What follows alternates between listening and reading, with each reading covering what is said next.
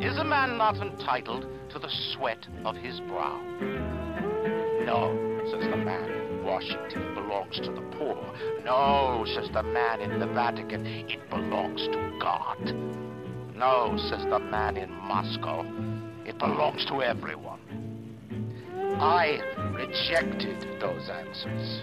Instead, I chose something different. I chose the impossible. I chose rapture. After a long wait for the PS3 faithful, one of 2007's most acclaimed games is finally coming to Sony's shiny black box. Yes, it's BioShock, the epic tale of an undersea society gone amok, and it's been ported over with a few enhancements. For the most part, this game is exactly like the previous versions of the title, which is largely a good thing. While the art design and gameplay are as strong as ever, the same slowdown that plagued previous games is still present. This mainly happens during the more intense action sequences with a lot of splicers or big daddies, but it's still disappointing that it wasn't fixed. Likewise, object detection issues with items stuck through furniture or other bits of the environment will still pop up. These are the same problems from past versions, and you would think that an extra year of development time would have ironed them out. Incidentally, the little sister glitch that allows more little sisters to spawn than there should be on a level still exists, so you can still max out your Atom if you take advantage of it. There are a few enhancements to the PS3 version though. 2K Games has used the Blu-ray's bigger storage to use some higher res textures and to up-res some of the movies and cutscenes. Some things like pools of water also look a bit better too.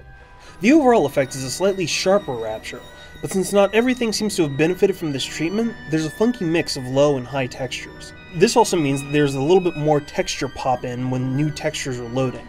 It doesn't really detract from the game's overall beauty, but it should be noted. One obvious omission from day one are the challenge rooms that were promised. These are PS3 exclusive rooms that include puzzles that you need to solve with your wits and plasmids. They're still coming, but we haven't heard anything about how or when, so we can't unfortunately tell you anything about them. It's too bad that these missed the game's launch. Survivor mode did make it in though. This PS3 exclusive mode offers a more challenging version of the game. For example, it limits bullets and items, health items don't heal as much, and enemies are stronger and smarter. It does offer somewhat more of a challenge because you'll have to ration your supplies and probably use status effect plasmids like Enrage a lot more.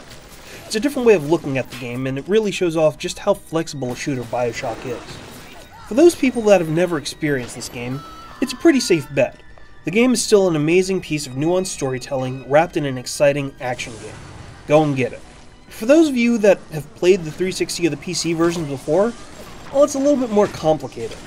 It largely depends on if the new Survivor mode, the promise of the challenge rooms, and the full trophy support is enough for you. With that said, it's still a good port, and we look forward to seeing more of the world of Rapture. For the full written review, head over to IGN.com.